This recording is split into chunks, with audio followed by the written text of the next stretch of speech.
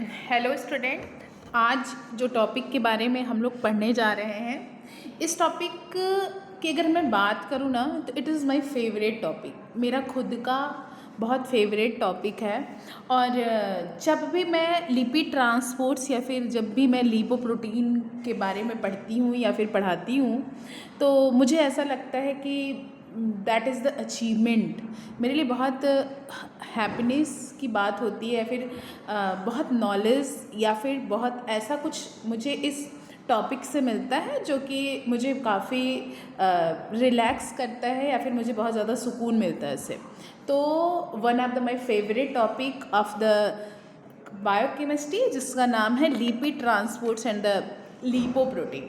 अच्छा चलो, अगर मैं बात करूँ, एक इंटरेस्टिंग तो टॉपिक है क्योंकि हम लिपिड का ट्रांसपोर्ट्स कैसे कर रहे हैं, लिपोप्रोटीन क्या होता है।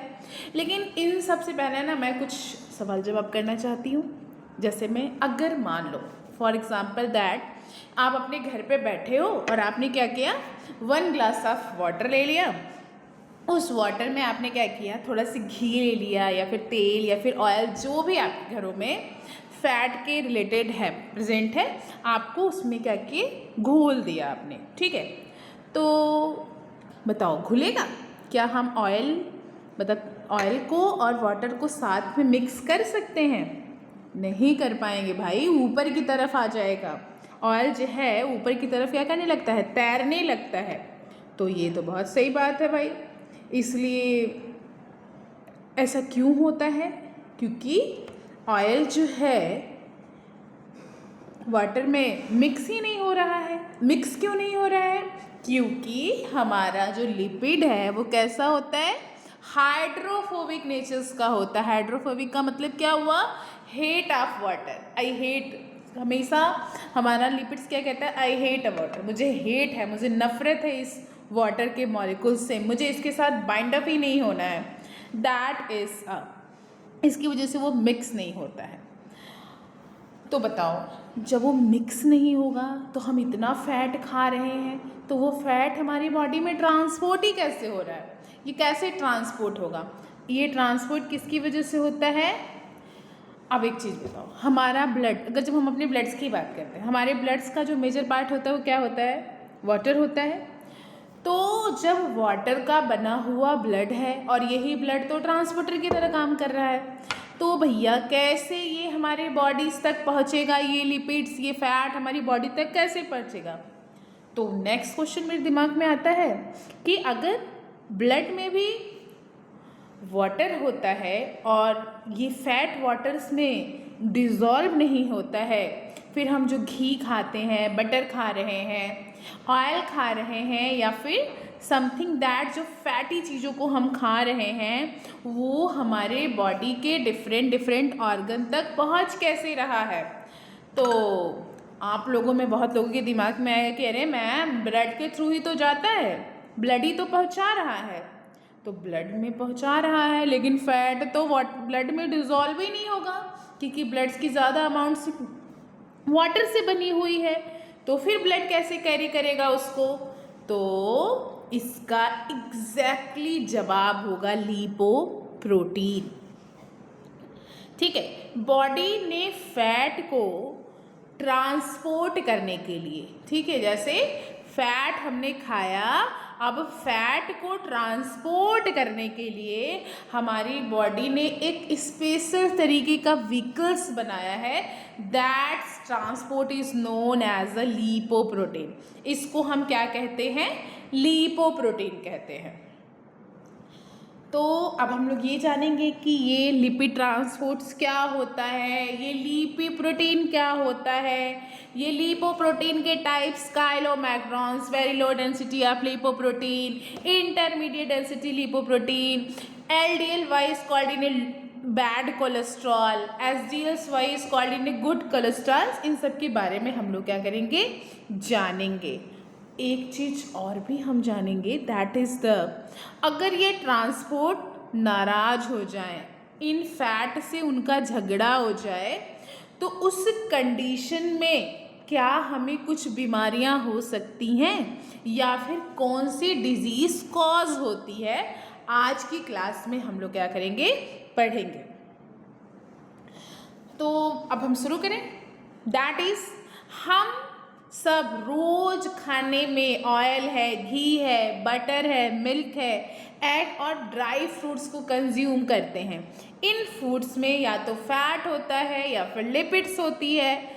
लिपिड्स बॉडी के लिए क्यों इम्पॉर्टेंट है? बिकॉज ऑफ दैट ये हमें एनर्जी देती है। अगर हमने 1 ग्राम, ओनली 1 ग्राम्स ऑफ लिपिड्स को कंज्यूम्स करते हैं, it's give 9 kilo calories of energy. ये हमारी बॉडीज़ के सेल मेम्ब्रेन को बनाते हैं, स्टेरॉइड्स हार्मोन्स को बनाते हैं और हमारे विटामिन डी के सिंथेसिस में हेल्प करते हैं। विटामिन ए है क्योंकि it is a fat solubles vitamin, vitamin D है, विटामिन ई है, विटामिन के है, उनके एब्जॉर्प्शंस के लिए भी इट इज़ वेरी बेनिफिशियल। लेकिन प्रॉब्लम फिर वहीं पे आती है कि लिपिड्स वाटर में डिसॉल्व नहीं होते हैं और ये ब्लड्स का मेजर्स कंपोनेंट जो होता है वो वाटर होता है। तो ये फैट ब्लड्स के थ्रू कैसे ट्रेवल करेगी? इसी प्रॉब्लम्स को सॉल्व करने के लिए हमारी बॉडी ने एक अच्छा सा गाड़ी, ट्रांसपोर्टर्स बनाया, उसको खूब अच्छे से सजाया बजाया। That is known as a lipoprotein. Lipoprotein fat को ब्लड में सेफ्टी ट्रांसपोर्टर करती है। आराम से कहेगी फैट, आप लोग आइए मेरे साथ बैठिए और मैं आपको डिफरेंट टिश्यूज तक पहुंचाने का काम करूंगा। और that is the process is known as the transport, lipids transport. इसी को हम क्या बोलते हैं? लिपिड्स ट्रांसपोर्ट करते हैं। अब सोचो कि हर लिपोप्रोटीन, जब भी हम कभी भी हम अगर लिपोप्रोटीन किसी बच्चे को पढ़ाते हैं या फिर किसी क्लास में जब मैं लिपोप्रोटीन के बारे में पढ़ाती हूँ तो बच्चों का बड़ा इंटरेस्टिंग क्वेश्चन आता है कि सबसे बड़ा लिपोप्रोटीन कौन सा होता है, ये बैड कोलेस्ट्रॉल किसे कहते हैं, ये HDL कैसे, हाई डेंसिटी लिपोप्रोटीन हमारे हार्ट को कैसे प्रोटेक्ट करता है। अगर हाई डेंसिटी लिपोप्रोटीन हमारी बॉडीज़ में कम हो जाए तो क्या प्रॉब्लम्स हो सकती है? तो इन्हीं सब सवालों का जवाब देने के लिए हम क्या करेंगे? आज की क्लास को कंडक्ट करेंगे। तो लिपिड्स में जैसे हमने ट्राइग्लिसराइड्स, कोलेस्ट्रॉल्स, कोलेस्ट्रेस्टर्स, फॉस्फोलिपिड्स और कुछ इसेंशियल्स मॉलिक्यूल्स जो हमारी बॉडीज़ में क्या करते हैं? ट्रांसपोर्ट्स का काम करते हैं, एनर्जी प्रोडक्शंस का काम करते हैं, जो कि हमारे एनर्जी प्रोड्यूस कर रहे हैं, सेल मेम्ब्रेन का फॉर्मेशन कर रहे हैं, हार्मोन सिंथेसाइज कर रहे हैं और भी बहुत सारे हमारे बायोलॉजिकल्स फंक्शंस को कर रहे हैं। तो लिपोप्रोटीन, जैसे मान लो फॉर एग्जांपल्स, एक बेसिक सा एग्जांपल समझते हैं कि आपने अमेज़ॉन या फिर फ्लिपकार्ट से कोई सामान मंगाया, समथिंग दैट्स, कुछ आपने खरीद लिया, तो वो डिलीवरी क्या होती है? ट्रक पार्सल्स पहुंचाती है। वैसे ही लिपोप्रोटीन फैट और कोलेस्ट्रॉल्स को बॉडी के डिफरेंट ऑर्गन तक पहुंचाती है। अब हम बात करते हैं कि अभी बताया मैंने कि लिपिड जो होती है वो हाइड्रोफोबिक, मतलब हीट ऑफ वाटर होती है, वो जल्दी से ब्लड प्लाज्मा में डिसॉल्व नहीं होती है। बिकॉज ऑफ दैट कि जो हमारा प्लाज्मा होता है basically composed of the water से होता है ज़्यादातर, तो उसके लिए एक स्पेशल टाइप्स के ट्रांसपोर्टर्स की ज़रूरत पड़ेगी जो कि उसको ब्लड्स के थ्रू आसानी से लेके जाए, और that is the transporter is known as a lipoprotein. देखो ये स्ट्रक्चर है हमारे लिपोप्रोटीन का। तो लिपोप्रोटीन एक स्फेरिकल्स ट्रांसपोर्ट्स पार्टिकल्स है जो कि लिपिड्स और प्रोटीन में बेसिकली एपोलिपोप्रोटीन से मेडअप होता है, जिसका प्राइमरी फंक्शन होता है वाटर इनसॉल्युबल्स लिपिड्स को एक्वस इन्वायरमेंट्स ऑफ ब्लड से ट्रांसपोर्ट्स करना from one tissues, one organs या फिर अनदर तक। विदाउट से लिपोप्रोटीन, बिना लिपोप्रोटीन के कोलेस्ट्रॉल हो, ट्राइग्लिसराइड्स हो, ये हमारे ब्लड्स में सर्कुलेट्स नहीं हो पाएंगे या फिर ट्रांसपोर्ट नहीं हो पाएंगे, क्योंकि ये कैसे होते हैं, इनसॉल्युबल्स होते हैं। फंक्शन क्या होता है, ये क्या क्या काम करेगा, ये हमारे जो डाइटरी ट्राइग्लिसराइड्स है उसको इंटेस्टाइन से ब्लड टिश्यूज तक लेके जाएगा। ये जो है ट्रांसपोर्ट ट्राइग्लिसराइड को क्या करेगा, लीवर में सिंथेसाइज करेगा। एक कोलेस्ट्रॉल्स को सेल की जो मेम्ब्रेन है वहाँ पे ले जाएगा, स्टेरॉइड्स हार्मोन्स के प्रोडक्शंस में हेल्प करेगा, और जो एक्सेस कोलेस्ट्रॉल हमारे टिश्यूज़ में हैं उनको वापस लीवर में लेके आएगा और हमारी बॉडी के लिपिड्स बैलेंसिंग को मेंटेन करने का काम करेगा। अब मैंने बात की कि जो लिपोप्रोटीन होता है वो स्फेरिकल स्ट्रक्चर देखो, दैट इज द स्ट्रक्चर, ये क्या है, हमारा स्ट्रक्चर होता है किसका, that is the structure of lipoprotein. ये हमारे लिपोप्रोटीन का क्या होता है, स्ट्रक्चर होता है। अब ये लिपोप्रोटीन के स्ट्रक्चर को देख के क्या पता चल रहा है कि जो हमारा लिपोप्रोटीन होता है वो दो पार्ट से मिलके बना होता है। एक होता है ट्राइग्लिसराइड्स, एक होता है कोर और एक होता है क्या होता है हमारा एपोलिपोप्रोटीन। तो कोर जो कि हमारा क्या होता है, जो कि बेसिकली बीच वाला पार्ट है, जो जिसमें ट्राइग्लिसराइड्स और कोलेस्ट्रेस्टर से मिलके बना होता है, और जो इसका आउटर लेयर है वो फॉस्फोलिपिड जो हमारा फ्री कोलेस्ट्रॉल से और एपोलिपोप्रोटीन से मिलके बना होता है। तो अब आपके दिमाग में क्वेश्चन आएगा कि मैम क्या जो इसका आउटर लेयर होता है वो क्या वाटर स्लविंग होता है या फिर वाटर हेटिंग होता है? तो इसका कोई कहेगा वाटर स्लविंग होता है क्योंकि it is made up of the lipoprotein. तो करेक्ट, इसकी वजह से जो इसके बाहर जो कोर में कुछ फॉस्फोलिपिड्स, कुछ फ्री कोलेस्ट्रॉल्स, कुछ एपोलिपोप्रोटीन प्रेजेंट होते हैं, इसकी वजह से जो लिपोप्रोटीन है वो ब्लड्स में ट्रेवल कर पाता है। इसका मतलब ये वाटर लविंग होता है। अब हम लोग क्या करेंगे, इसके कुछ देखो, इनर कोर में जिसमें कुछ नॉन पोलर्स लिपिड्स होती है जो कि can not mix with the waters, जिसमें है ट्राइग्लिसराइड्स या फिर ट्राइग्लिसरॉल और कोलेस्ट्रेस्टर होता है, और ये क्या करता है, major energy reserve of the cholesterols molecules को रिजर्व करके रखता है। इसका जो आउटर सरफेस होता है वो वाटर सॉल्युबल्स होता है, यही हेल्प करता है लिपोप्रोटीन को वाटर्स में सर्कुलेट्स करने में, जिसमें फॉस्फोलिपिड, फ्री कोलेस्ट्रॉल्स, एपोलिपोप्रोटीन प्रेजेंट होता है। ये फॉस्फोलिपिड जो है वो क्या करता है, प्रोटेक्टिव आउटर्स मेम्ब्रेन होता है। इसकी जो एपोलिपोप्रोटीन है इसके पार्टिकल्स को स्टेबलाइज करती है और मेटाबॉलिज्म्स को रेगुलेट करने का काम करती है।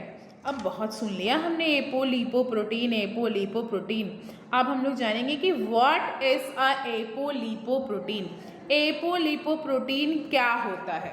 तो एपोलिपोप्रोटीन, जिसको हम एपोप्रोटीन के भी नाम से जानते हैं, इसमें कुछ प्रोटीन्स कंपोनेंट्स होते हैं लिपोप्रोटीन की, जो कि इम्पॉर्टेंट रोल प्ले करती है लिपिड ट्रांसपोर्ट्स और मेटाबॉलिज्म्स की। विदाउट एपोलिपोप्रोटीन लिपोप्रोटीन अपना फंक्शन सही से नहीं कर पाएगा।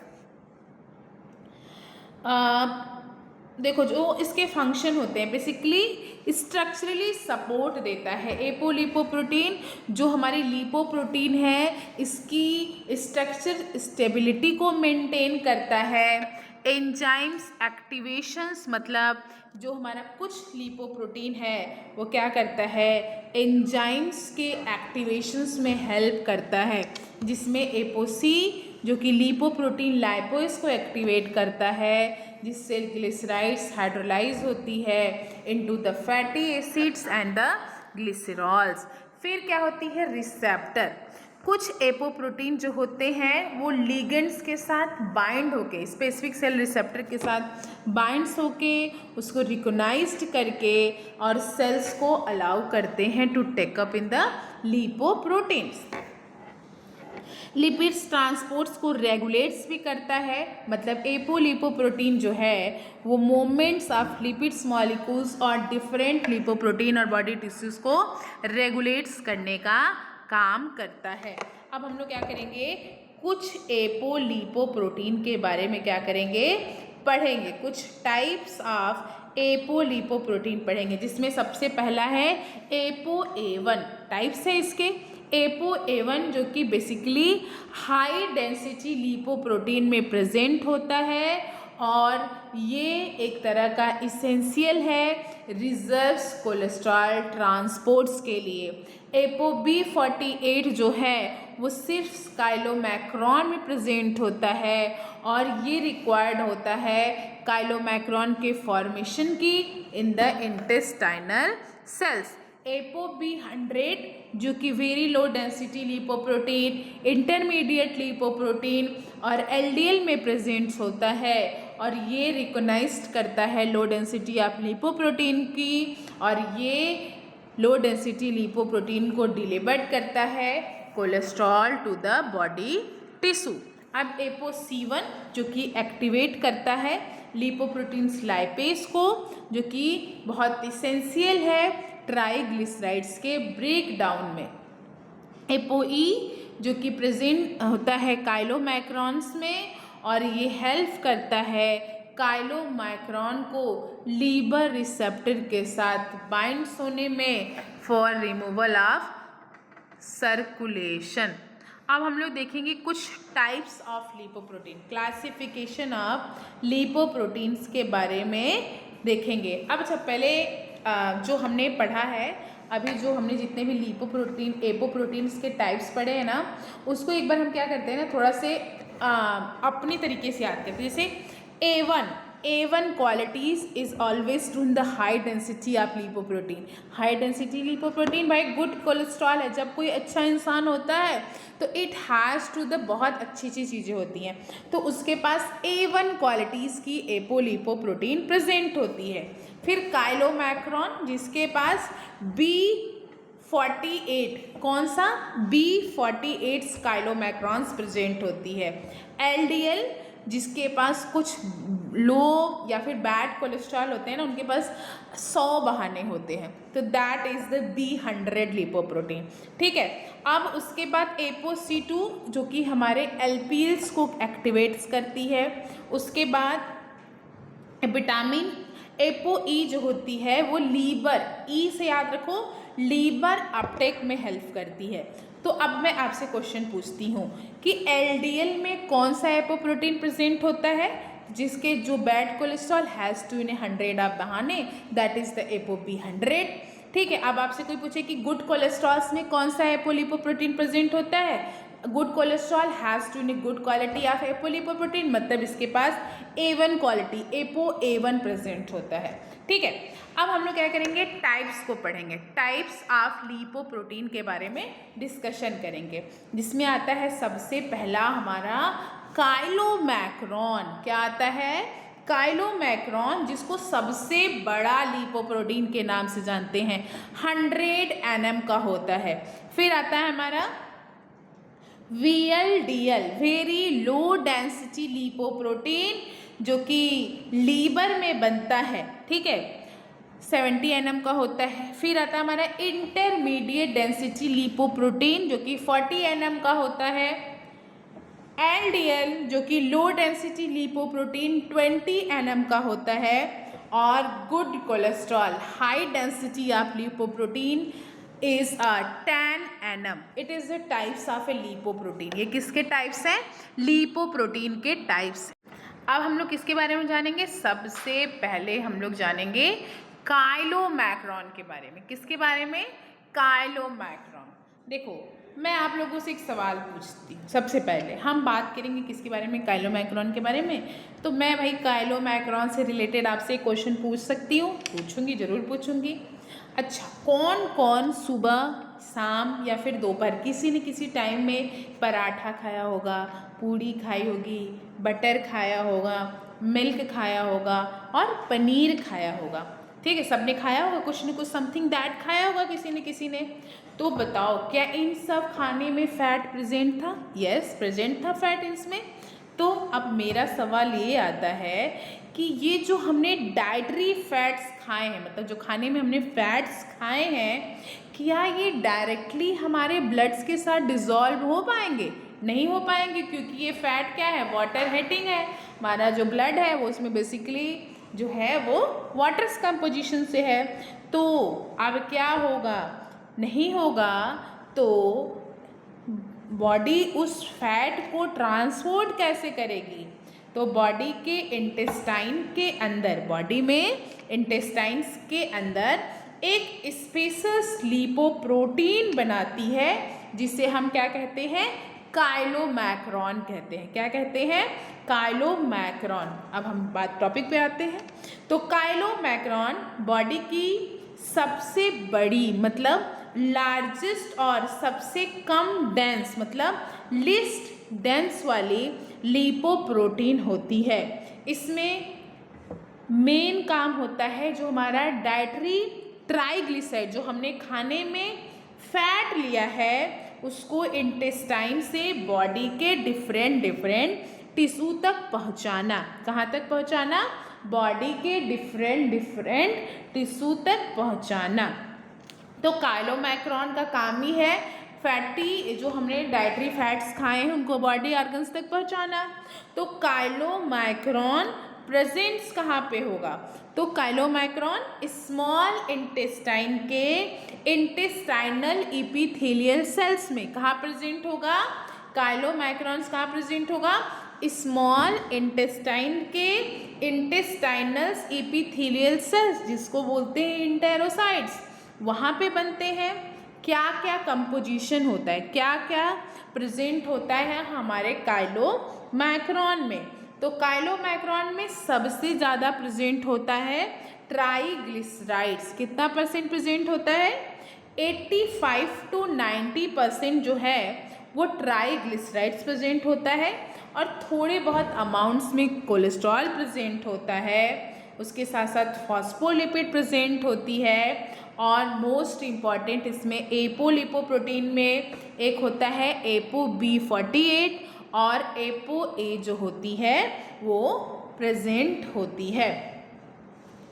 इसको एंटर करने के लिए ब्लड स्ट्रीम्स में ApoC2 और ApoE फ्रॉम द SDLs की ज़रूरत पड़ती है। इसका काम क्या होता है? What is the work of?